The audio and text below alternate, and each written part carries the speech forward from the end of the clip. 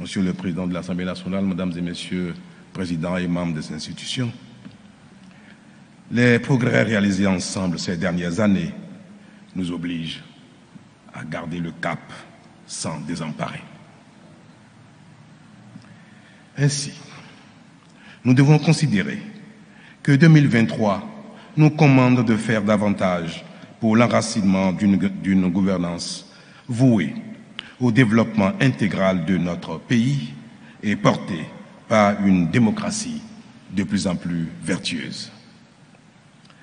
À ce propos, nous pouvons nous féliciter de la tenue des élections législatives que vous venez d'évoquer tout récemment, dans un climat apaisé, permettant aux partis politiques, toute obédience confondue, de faire valoir leur offre politique et au peuple de choisir en toute transparence.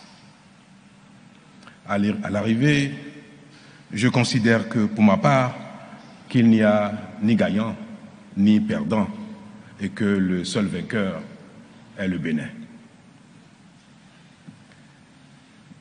Et il n'est pas inutile de rappeler que ces élections se sont déroulées sur la base des réformes, hier contestées, mais aujourd'hui admises et intégrées par les uns et les autres, et dont la seule vocation était de consolider la démocratie béninoise dans un dispositif permettant la bonne gouvernance.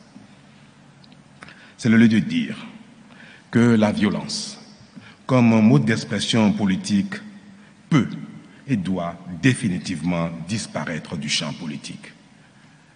Elle a d'ailleurs déjà disparu, définitivement. Aussi est-il à espérer désormais que, passé le temps des joutes électorales, nos regards se tournent résolument vers l'avenir.